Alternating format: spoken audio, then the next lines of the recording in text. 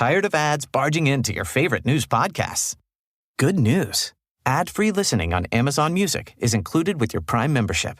Just head to amazon.com/ad-free news podcasts to catch up on the latest episodes without the ads. Enjoy thousands of Acast shows ad-free for Prime subscribers. Some shows may have ads.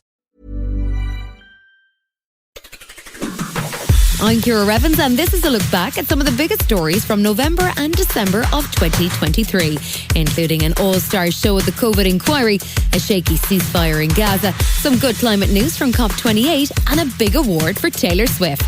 Grab a cup of something hot, put up your feet, and get up to speed on the 7 biggest stories of the week.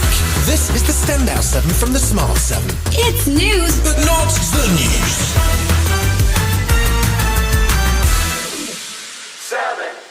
You called ministers useless pigs, morons, cunts.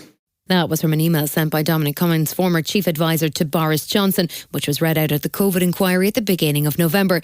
The official COVID inquiry has been quietly working away, interviewing all of the key figures involved in the pandemic, but it may be 2027 before we get to see a final report. The current module focuses on what went on in Downing Street during the early days of the pandemic. Tuesday saw a day full of swearing. In fact, it's a pity the inquiry didn't have a swear jar, as they'd have covered a significant amount of their costs. An inquiry heard from 2 of Boris's inner circle as they walked through the major events of 2020 with the dawn of the pandemic and the first phase of lockdown. Dominic Cummings in particular was scathing about his colleagues at the time. An inquiry KC Hugo Keith wanted to know if he felt his own tone contributed to the overall lack of effectiveness of ministers. My appalling language is obviously my own, but my judgment of a lot of senior people was widespread. Johnson must have cringed as he watched descriptions of his incompetence, as Cummings explained why everyone referred to him as a trolley, and also his half-hearted endorsement from his former Director of Communications, Lee Kane.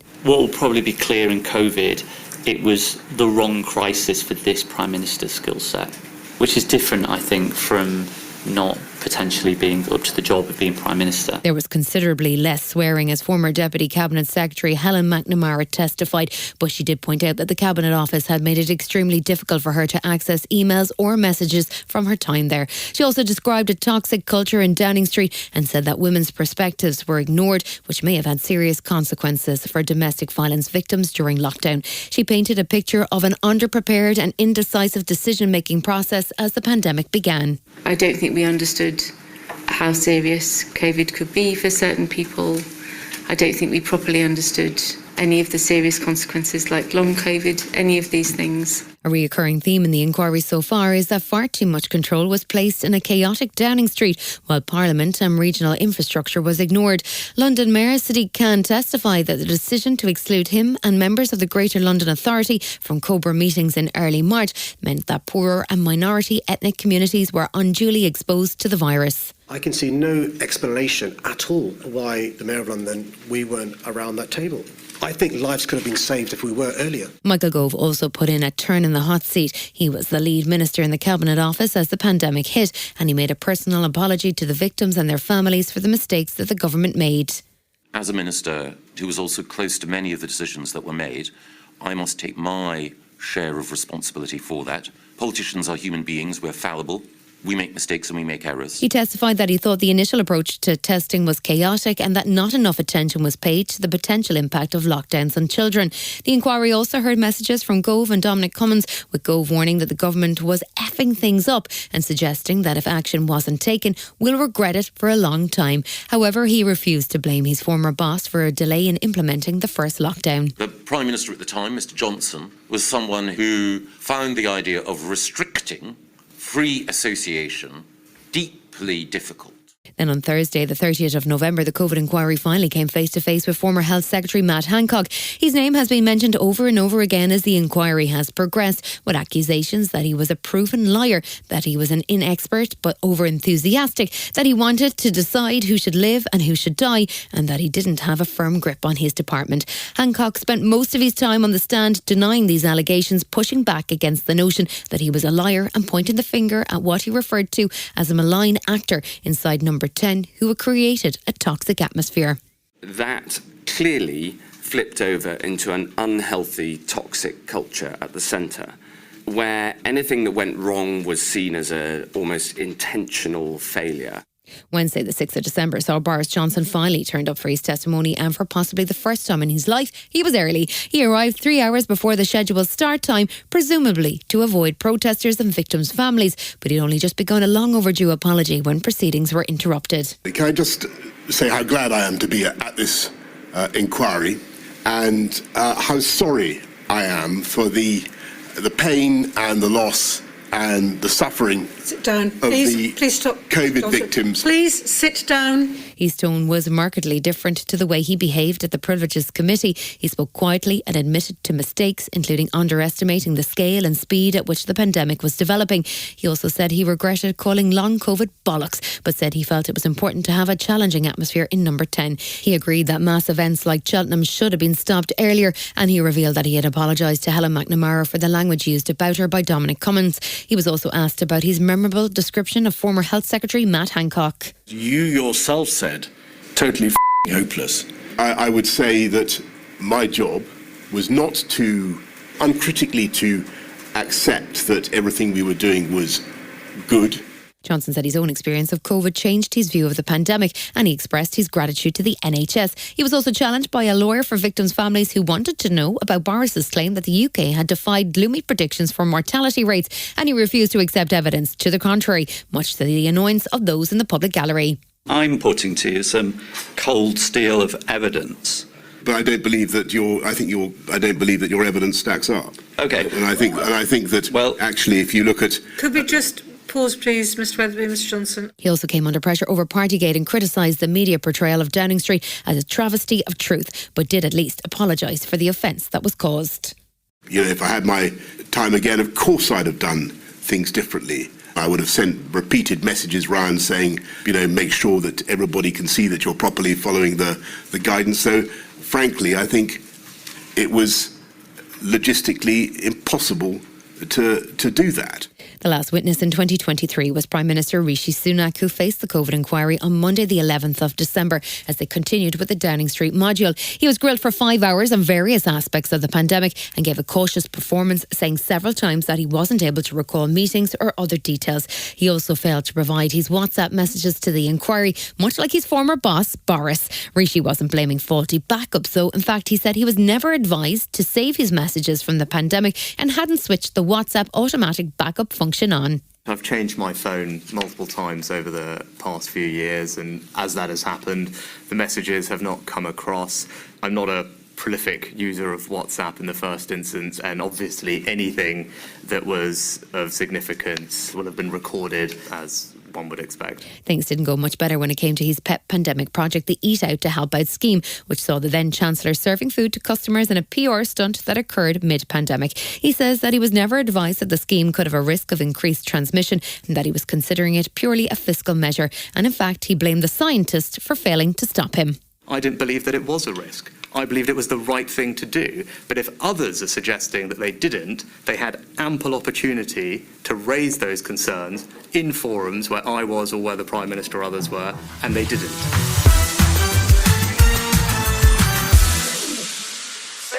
November saw UN Secretary-General Antonio Guterres warning that a war in Gaza has seen a killing of civilians that is unparalleled and unprecedented in any conflict he has witnessed since he began his role in 2017. At a press conference, he said it's clear that thousands of children have been killed and that a humanitarian ceasefire is an essential first step in getting aid to civilians in Gaza. With 1.6 million people displaced from their homes and seeking shelter, Richard Brennan, the Regional Emergency Director of the World Health Organization, said the poor sanitation was contributing to huge public health risks. We could be on the precipice of major disease outbreaks. We're trying to address that as best we can, but putting in disease control efforts in these overcrowded, unsanitary contexts is incredibly difficult. Negotiations continue between Israel and Hamas and Qatar as all sides struggle to finalise a deal that would see a 4-day ceasefire and a hostage exchange. It was hoped initially that the pause could begin on Thursday the 24th of November, but it was postponed for a further 24 hours as Israeli Prime Minister Benjamin Netanyahu made it very clear in a press conference on Wednesday evening that the war is not over and it will continue until Israel have achieved complete victory and eliminated Hamas. As details on the deal emerged, UK Prime Minister Rishi Sunak welcomed the plan to release up to 50 hostages, including women and children. This is something that we have consistently pushed for and is a crucial step towards ending the nightmare for families of those taken hostage in Hamas's terror attack and also addressing the humanitarian crisis in Gaza. The 4-day ceasefire finally began on Friday morning, with the hostage exchange taking place on Friday afternoon, and the pause also allowed up to 300 trucks filled with food, fuel and aid to enter Gaza. Israel has vowed that when the ceasefire ends, there will be at least another 2 months of fighting as they continue with their mission to eliminate Hamas. The UK's Foreign Secretary Lord David Cameron was in Israel on Thursday, where he met with the Israeli Prime Minister and also travelled to Ramallah, the headquarters of the Palestinian Authority. He also visited a kibbutz where over 100 people were killed in the October 7th attack. The terrorism, children shot in front of their parents. I've heard things and seen things that obviously I will never forget, and it's important we understand that. The initial 4-day ceasefire then saw a series of extensions to the truce between Israel and Hamas, which allowed over 100 hostages to be freed, while over 200 Palestinian prisoners were also released. Red Cross Crisis Response Director Pascal Hunt described his experience helping convey the hostages from Gaza. I think it was an extremely emotional moment for the hostages. Suddenly they see the Red Cross and they understand that soon they will be reunited with their families. It was really a true moment of humanity. Negotiations continued in Qatar throughout the week, which resulted in several extensions up to Friday morning, with a negotiating delegation apparently including the head of Mossad and the director of the CIA, William Burns. This week saw the World Food Programme delivering food to over 120,000 people, and UN Secretary General Antonio Guterres says the truce has been important and that it needed to continue for as long as possible. It's a glimpse of hope and humanity in the middle of the darkness of war. And I strongly hope that this will enable us to increase even more the humanitarian aid to the people in Gaza. Israel says the hostages who've been released so far say that they've been treated poorly while in captivity. Aylan Levy, Israeli spokesman, said the Hamas continued to use video footage to spread their message of terror. The hostages were not held in reasonable conditions. Our children were serially abused. It continues to document its own atrocities, releasing footage of crowds terrorizing the hostages in their final moments of captivity. Those scenes bringing to mind that scene from Game of Thrones. US Secretary of State Anthony Blinken was back in Israel on Thursday as he worked to get guarantees from Prime Minister Netanyahu to protect Palestinian civilians before hostilities against Hamas resume. The Americans were requesting that Israel designate safe areas for civilians and avoid damaging any further hospitals or critical infrastructure. Far too many Palestinians have been killed. Far too many have suffered these past weeks. And we want to do everything possible to prevent harm to them and to maximize the assistance that gets to them. However, Friday morning saw hostilities resume as Hamas appeared to fire a rocket into Israeli territory. Israel responded with airstrikes and what appeared to be a full resumption of hostilities. Former Israeli Prime Minister Naftali Bennett says Israel is making every effort to spare civilians, but that it's difficult when you're fighting a terrorist organisation. Hamas wants to stop the war in a cynical way by effectively killing its own people by placing them in harm's way. If there were some magical solution where we could tweezer people out and just hit the rocket launcher that's shooting rockets at Israelis, we would do it. November proved to be a difficult month for Home Secretary Suella Braverman as she spent most of it in the spotlight as she sparred with the homeless and with the Met Police, prompting calls from all sides for her to resign or for Rishi to sack her. It started with comments she tweeted about the homeless, describing people who live in tents on the street as making a lifestyle choice. She wanted to introduce a civil offence which would see charities fined for providing tents to homeless people, a move which has been criticised by both Labour and the Liberal Democrats. She spoke to Sky News to explain her concerns. We must make sure that we don't go down the same route as some cities in the US, where living in a tent has become a lifestyle choice, and with it has brought drug use, criminality and antisocial behaviour. Labour's Deputy Leader Angela Rayner said the homeless crisis is another example of failed Tory policies, but PM Rishi Sunak was being very careful to avoid criticising the Home Secretary when the press caught up with him on Monday night. I don't want anyone to sleep rough on our streets. That's why the government is investing £2 billion over the next few years to tackle homelessness and rough sleeping. I'm pleased that the number of people sleeping rough is down by a third since a peak, but of course there's more to do. She also called for pro-Palestinian protesters to be be jailed if they damage the cenotaph during a controversial Armistice Day march. Labour's Pat McFadden says Armistice Day should be respected. No demonstration should take place near these events or really around the time of them. Anybody planning a march has to show respect for this important moment for the nation. And as the tensions ramped up over the planned protest, Prime Minister Rishi Sunak had stern words from Met Police Commissioner Mark Rowley on Wednesday. This is a decision that the Metropolitan Police Commissioner has made, and he has said that he can ensure that he safeguards remembrance. Now, my job is to hold him accountable for that, and we've asked the police for information on how they will ensure that this happens. It wasn't enough for Home Secretary Braverman, though, who wrote an article for the Times newspaper in which she accused the police of bias and of treating right-wing protesters with a stern response, while pro-Palestinian mobs were largely ignored. The article was not cleared by 10 Downing Street, and opposition parties were quick to call for Braverman's sacking. Labour leader Sir Keir Starmer said it's up to Rishi to act. This isn't the way in which a Home Secretary should behave. The role of responsible government is to reduce tension. He's got a Home Secretary who's out of control, and he is too weak to do anything about it. Police estimated that at least 300,000 people attended the pro-Palestinian march, which passed relatively peacefully. There were, however, violent scuffles and arrests as far-right protesters turned up, presumably in response to Home Secretary Suella Braverman's increasingly dangerous rhetoric last week. She was busy tweeting again after the march, blaming both sides for causing trouble and calling for further action against what she called hate marches. Labour Shadow Home Secretary Yvette Cooper said Braverman has only made the policing of the weekend's protests more difficult. The government made it harder for the police to do their jobs, including both in inflaming tensions but also undermining confidence and respect in the police exactly when both the Home Secretary and the Prime Minister needed to be backing the police. It was clear that Suella couldn't continue as Home Secretary. The question was how long Rishi Sunak would wait to act. The answer turned out to be not that long.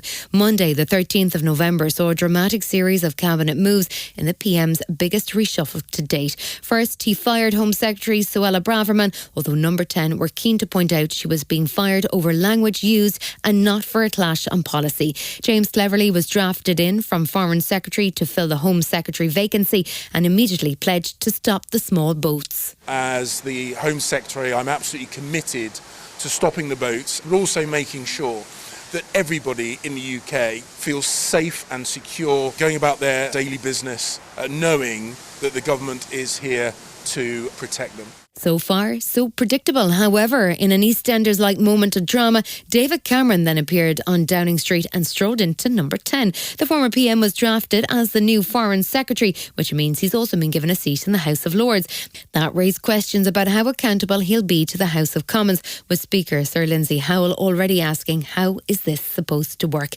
Cameron also has some ethical questions hanging over him around his role at the failed Greensill capital, but he said he's Team Rishi all the way now.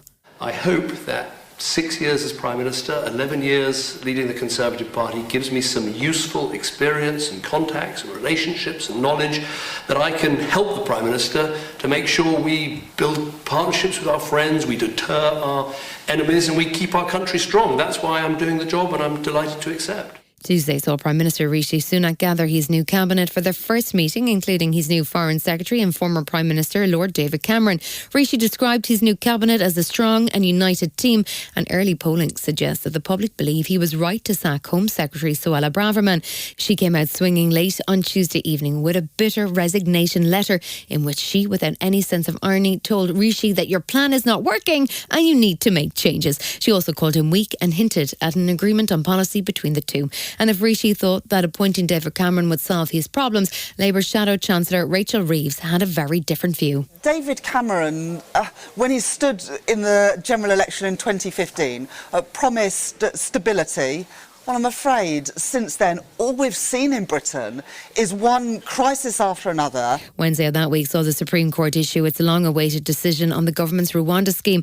The intention was to ship newly arrived illegal migrants to Rwanda to be processed and ban them from returning to the UK, and it's already cost at least £140 million. The 5 members of the Supreme Court agreed unanimously with the lower courts that Rwanda could not be considered a safe country and the banning of migrants would put them at risk or at harm. Lord Reid announced the verdict. The changes needed to eliminate the risk of refoulement may be delivered in the future but they have not been shown to be in place now. The Home Secretary's appeal is therefore dismissed. The decision put Prime Minister Rishi Sunak in a difficult position as the Rwanda scheme was central to his plan to stop the small boats. He's pledged to end the merry-go-round of court cases and introduce both a new treaty with Rwanda and potentially new emergency legislation which will effectively declare Rwanda safe and in theory allow flights to start in the spring. But that may be challenged in the European Court of Human Rights, and he wasn't clear on what the plan would be in that case. If it becomes clear that our domestic legal frameworks or international conventions are still frustrating plans at that point, I am prepared to change our laws and revisit those international relationships.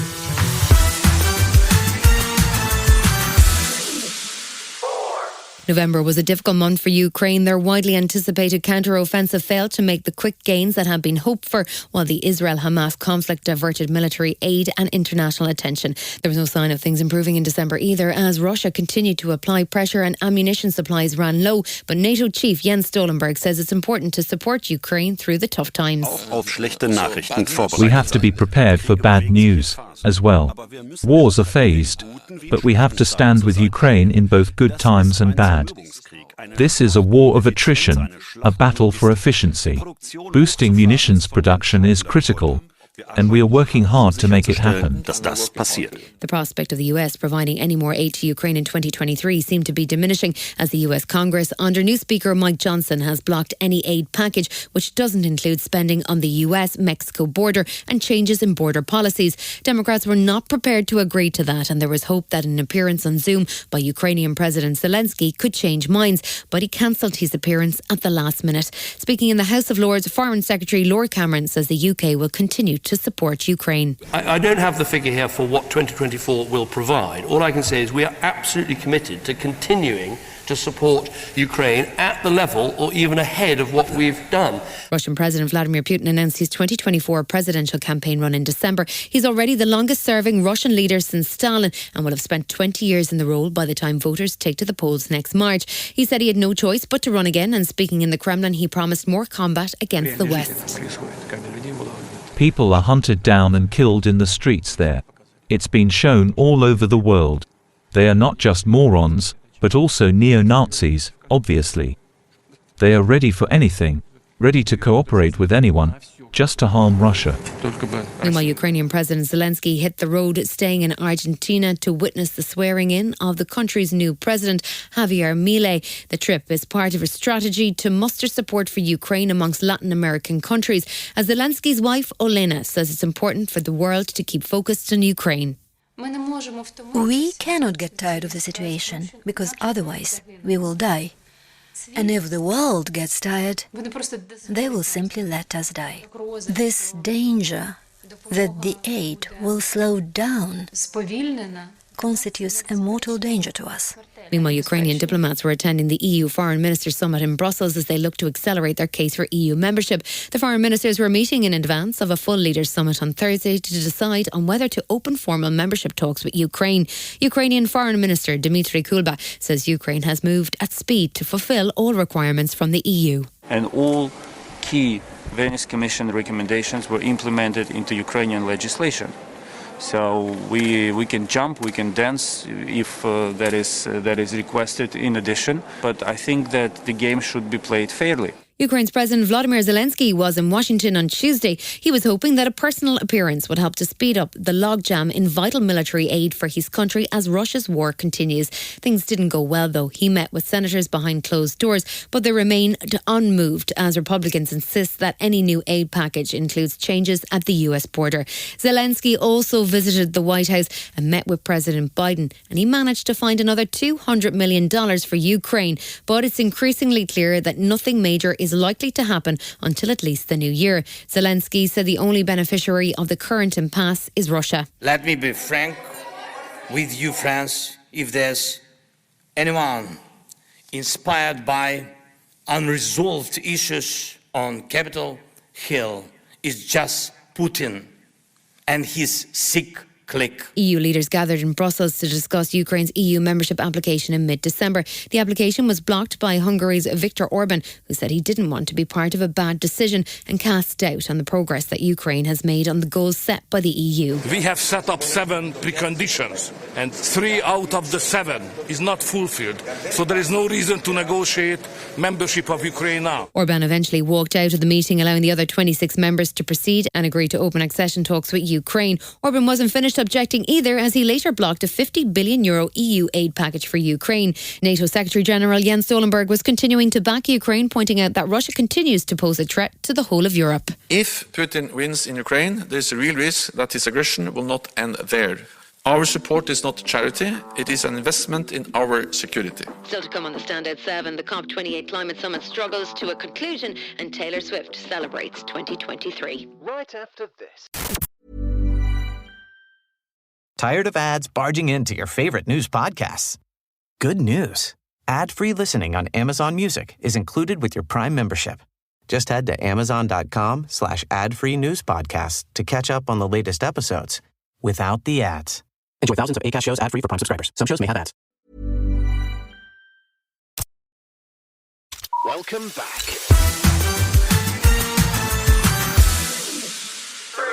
The COP28 summit in Dubai got off to a difficult start after the conference president claimed there's no science backing up the need to phase out fossil fuels. Sultan Ahmed Al Jaber was found to have made the remarks at an online event 3 weeks ago, but during a keynote speech at the opening of the conference, he said it's important to restrict global heating to 1.5 degrees. We need to ensure that our plans and our approach can cater for climate action while also ensuring sustainable socio-economic development. The dual roles of the COP28 president, who's also the CEO of the United Arab Emirates oil company called ADNOC, caused real concern. And former US President and environmental campaigner Al Gore said placing Sultan Al Jaber in charge of the summit may well have been a serious error. They have captured the COP process itself, abusing the public's trust by naming the CEO of one of the largest and least responsible oil companies in the world as head of the COP. After a shaky start, somehow the COP28 Climate Summit managed to get an agreement that called on all nations to transition away from fossil fuels.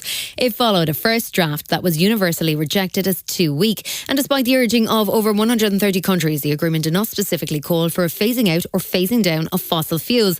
Sultan Al Jaber was quick to gavel through the agreement and praised those attending for their efforts. You did step up.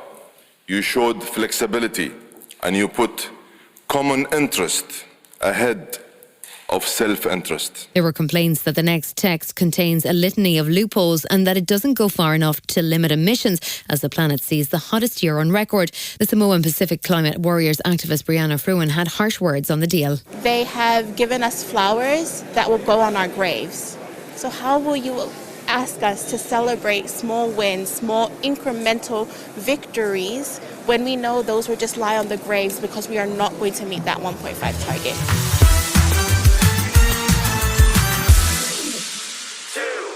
Argentina has a new president, but the bad news is he makes Donald Trump look sane and measured. He is Javier Milei, better known as El Loco, and he just won the presidency in a landslide victory. He's a far-right politician in the mode of Donald and former Brazilian President Jair Bolsonaro, both of whom greeted his election with delight. He is relatively new to politics with previous jobs, including performing in a Rolling Stones cover band and appearing as an economic pundit on TV. He's pledged to rescue Argentina from its current economic woes and drive leftists out of politics.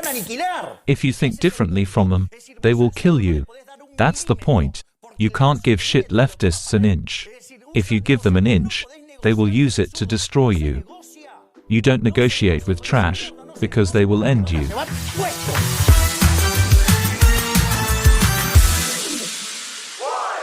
Wednesday was a big day for the Swiftie in your life as Taylor Swift was named Times Magazine Person of the Year. OMG. She was up against stiff competition too, facing off Barbie, Vladimir Putin and every striking actor in Hollywood. Time magazine editor-in-chief Sam Jacobs says Tay-Tay won because she's the rare person who is both the writer and hero of her own story. She's had an amazing year of sellout shows while also taking firm stands on issues that matter to her and her audience. One of her many fans is Julia Roberts, who told Jimmy Fallon about her experience up close with the icon. I took my kids. This was like our first big concert, and Taylor had said before the show, would you like to come up? And I was like, oh. And then I said, well, can I get a Taylor Swift t-shirt to wear if I go on stage? Because I was wearing an outfit that I had worn like 2 days before on the Ellen show. You've been listening to The Smart 7. We'll be back tomorrow at 7 a.m. Hit that follow button and have a great day. Give us 7 minutes and we'll give you the world. Tired of ads barging into your favorite news podcasts? Good news. Ad-free listening on Amazon Music is included with your Prime membership. Just head to amazon.com/ad-free news podcasts to catch up on the latest episodes without the ads. Enjoy thousands of Acast shows ad-free for Prime subscribers. Some shows may have ads.